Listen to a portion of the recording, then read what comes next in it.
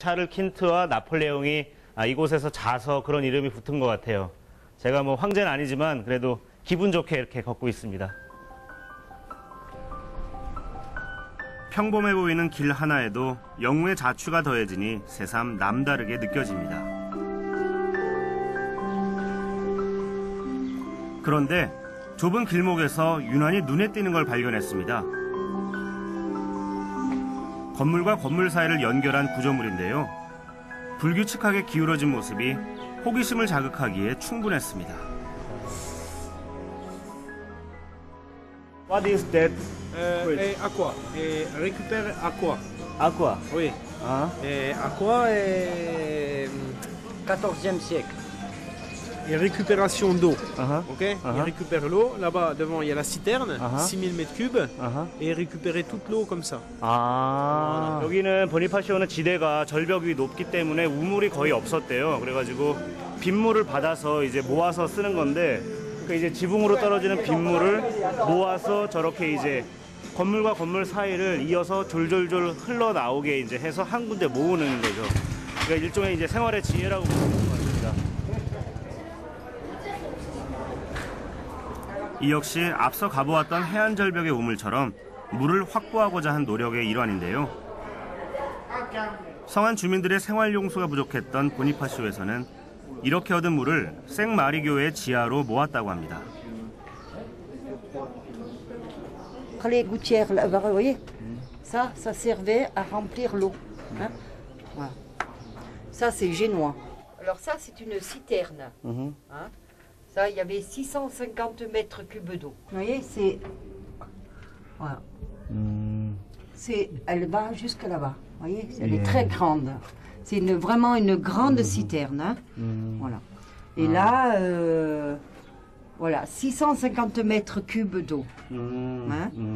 Et après, en haut, vous aviez le puits.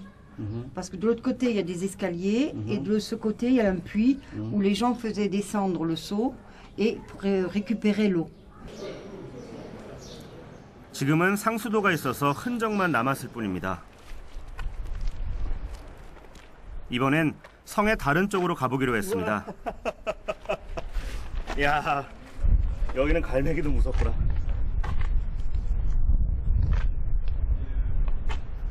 생각보다 무지 크네. 험한 역사를 겪어온 코르시카인들을 닮은 걸까요? 이곳 보니파시오에서는 갈매기조차 그 위용이 범상치 않아 보입니다.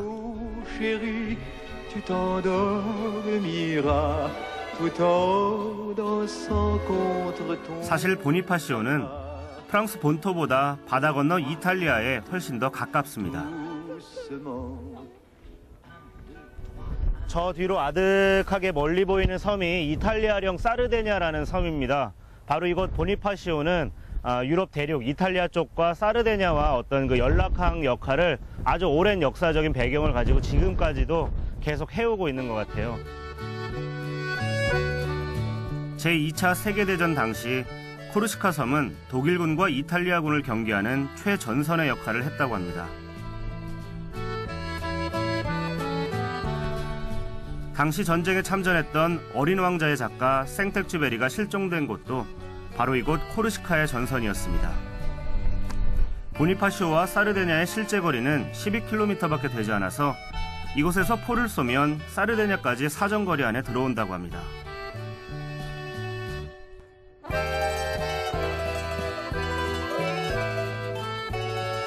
보니파시오 해안가에는 당시의 지하터널이 남아있는데요. 섬의 최남단이자 전략적 요충지였던 이곳을 이곳 사람들은 코르시카의 키라고 불렀다고 합니다. 키란 항해를 지휘하는 조종장치를 뜻하는 것인데요. 그만큼 이곳이 중요했다는 의미입니다.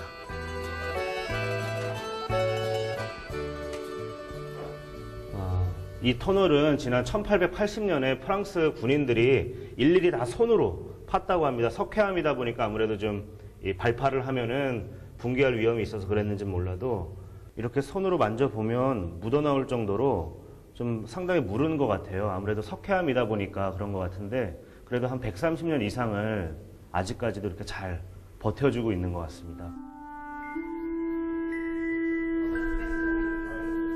독일과 이탈리아가 동맹을 맺고 있었을 당시 이 터널은 코르시카 섬을 방어하기 위한 최전선의 역할을 했다고 합니다. 적의 폭격에 대비하기 위해서는 이처럼 지하 터널이 필요했는데요. 가장 깊은 곳은 해수면에서 10m 정도 높은 곳이었다고 합니다. 지금도 당시에 사용했던 장비들이 남아 있습니다.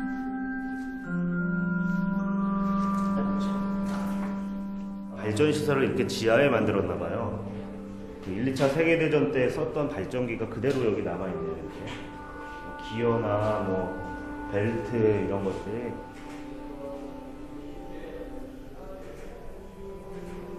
기록에 따르면 프랑스 군대가 이 지하 터널 속에서 3년여 동안 머물렀다고 하는데요.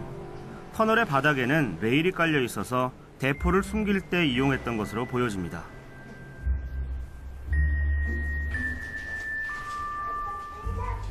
레일을 따라 빛이 들어오는 쪽으로 걷다 보니 당시 포를 설치했던 곳입니다.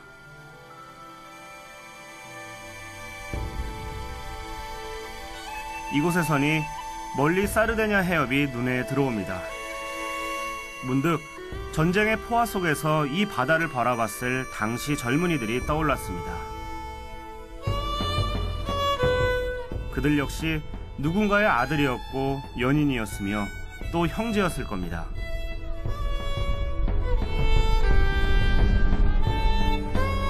어째서 인간은 끊임없이 영토를 확장하고 타인을 정복하는 일에 혈안이 되어 있는 걸까요?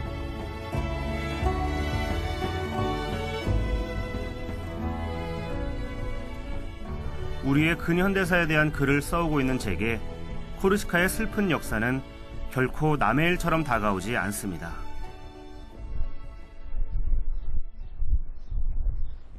지난 1940년 독일과 이탈리아군에 의해 점령됐을 당시 코르시카에는 9만 명에 가까운 군인들이 머물렀다고 합니다.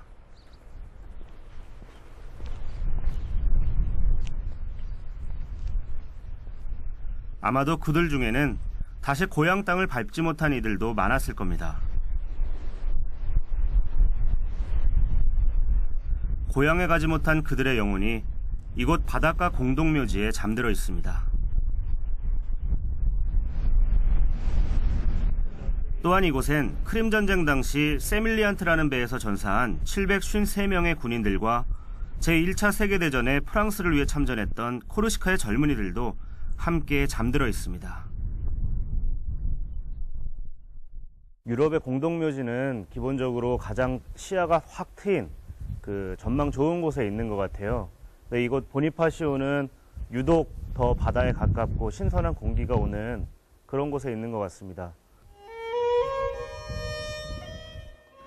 코르시카인들은 이 묘지에서 프랑스를 위해 싸우다 목숨을 잃은 코르시카 젊은이들의 영원한 안식을 기원했을 겁니다.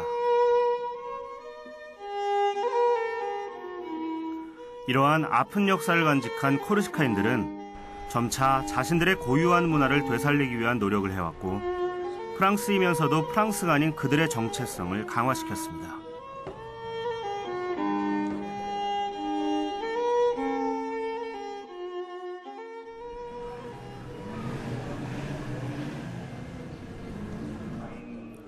코르시카인들만의 문화적 정체성은 그들의 전통 칼에서도 찾아볼 수 있습니다.